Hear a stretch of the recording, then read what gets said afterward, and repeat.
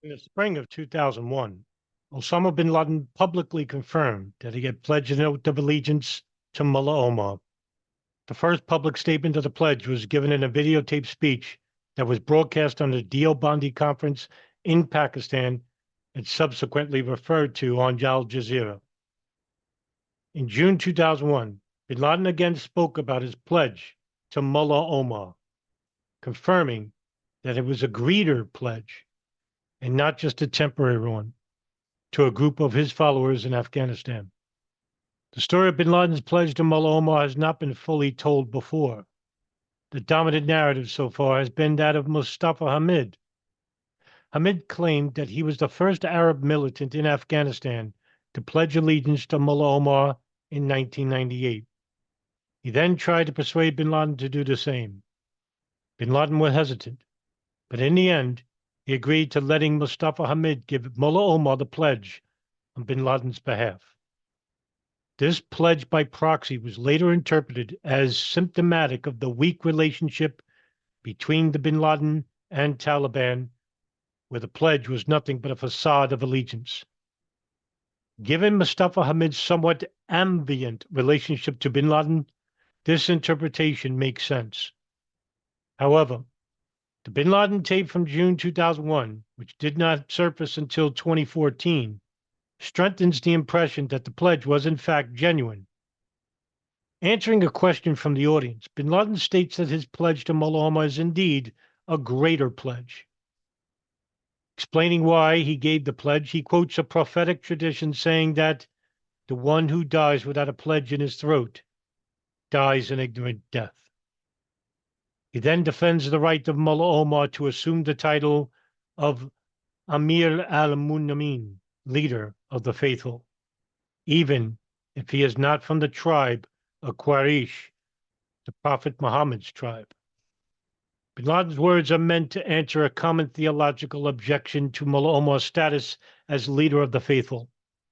Prospective al-Qaeda recruits, especially from bin Laden's homeland, Saudi Arabia, were reluctant to accept Mullah Omar's status because they believed that only members of the Quraysh tribe can be elected as leader of the faithful. This was no trivial point for al-Qaeda, which, from 2000, have been working actively to bring recruits from the peninsula to its training camps in Afghanistan. Gulf Arabs often believe in a literal interpretation of Islamic texts, and legitimizing the Taliban from a theological point of view was therefore essential to recruitment. As there was no clear-cut foreign occupation of Muslim land in the region, as had been the case in the 1980s Afghanistan, al-Qaeda instead framed going to Afghanistan as hijrah, or migration, alluding to Prophet Muhammad's hijrah from Mecca to Medina in 622 CE. In this context, it was essential to prop up Taliban-led Afghanistan as a true Islamic state and Mullah Omar as its legitimate ruler. This chapter has discussed the political relationship between bin Laden and the Taliban. For the Taliban, the status of bin Laden in Afghanistan was a highly contentious issue, and it was not taken lightly, neither by Mullah Omar nor the rest of the Taliban leadership. The Taliban, in the end, decided to protect bin Laden in Afghanistan in spite of the harm it caused the regime, simply because they viewed other options as even more harmful. Bin Laden, on his part, used the Taliban's internal weaknesses to his advantage. In early 1999, he managed to reach a compromise with Mullah Omar in which he would stop issuing statements and interviews while continuing to pursue his own agenda in private. Bin Laden's compromise with Mullah Omar meant that al-Qaeda could not take direct responsibility for terrorist attacks. Bin Laden could not give media interviews to promote his anti-American campaign. In the end, these restrictions were a small price to pay compared to the enormous benefits al-Qaeda would get from other alliances with the Taliban.